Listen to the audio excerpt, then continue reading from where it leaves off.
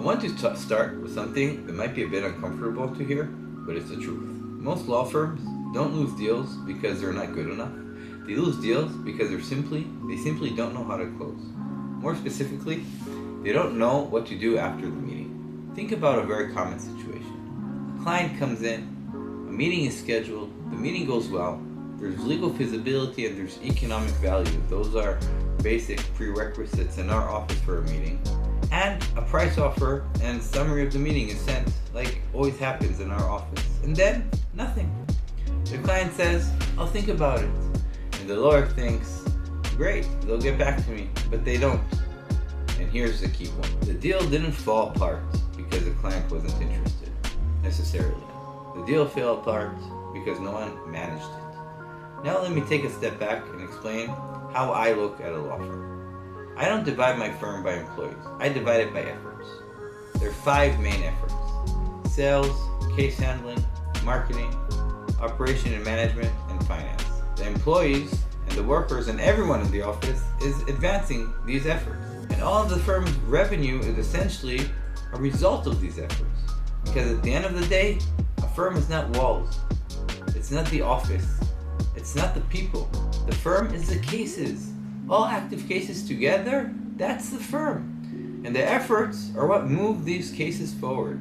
Now within the sales effort, I break it down even further. Because sales is not one function. It's a process. There's someone who's scheduling the meeting, someone who runs the meeting, an expert who gives a depth legal evaluation, and there's one role, which is probably the most critical, and it's the closer. The closer is not just a salesperson. The closer is the person who doesn't let the deal die.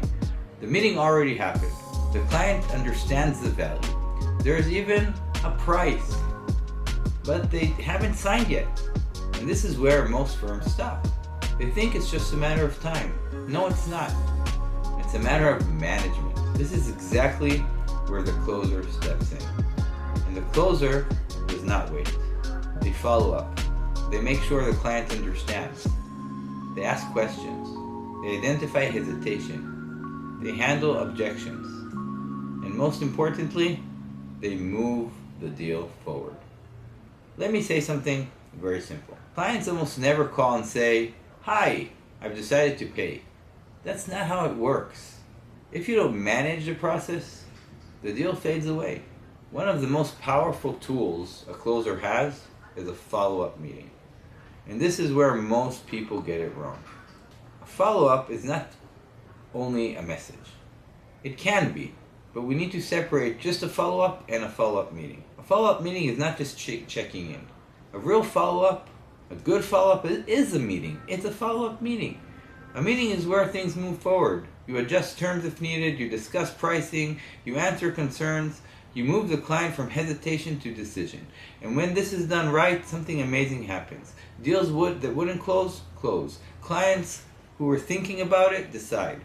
And the firm increases revenue without bringing a single new lead. And this is the most important takeaway. A closer doesn't bring more clients. A closer maximizes what you already have. In closing, if you're not managing your closing, you're not just losing deals, you're leaving money on the table. And that money is already yours.